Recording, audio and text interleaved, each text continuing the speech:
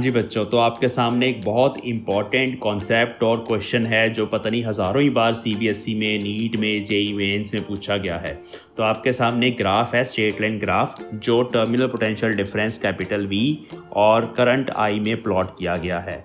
ये graph straight line बनता है हमेशा, क्योंकि जो हमारी इक्वेशन होती है terminal potential difference V is equal to net EMF of the combination minus I जो भी करंट होगा उसमें से into internal resistance R of the combination. तो ये नेट है और ये नेट रेजिस्टेंस है, ठीक है। अब इस क्वेश्चन में हमें पूछा गया है कि what is the EMF and internal resistance of each cell. तो सबसे पहले हम यहाँ से EMF निकालेंगे कॉम्बिनेशन की।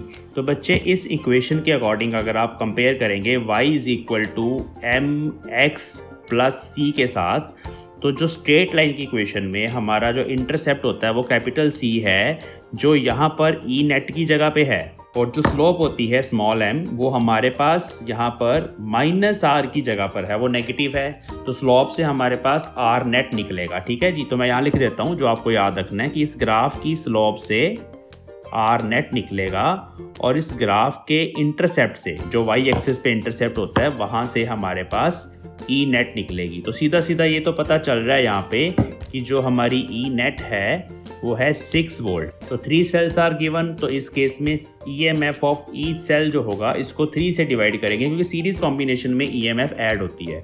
मान लो आपको 3 सेल दे दिए 2-2 वोल्ट के, उनको जोड़ोगे तो 6 वोल्ट बनेगा। तो इसका मतलब हर सेल की EMF आएगी 2 वोल्ट। अब इंटरनल रेजिस्टेंस के लिए स्लोप निकालेंगे, तो स्लोप हमारे पास आ जाएगी विच इज़ R। नेगेटिव है इसलिए माइनस नहीं लिख रहा मैं, ऑलरेडी नेगेटिव स्लोप है। तो y एक्सिस पर 6 वोल्ट है और करंट 1 एम्पेयर शो हो रहा है हमारे पास।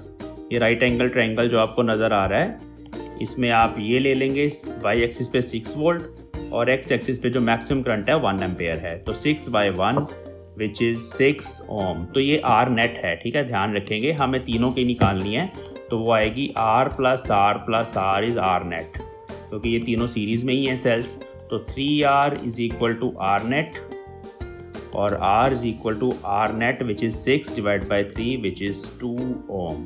तो हर किसी सेल की जो रेजिस्टेंस है वो 2 ओम है। Thank you.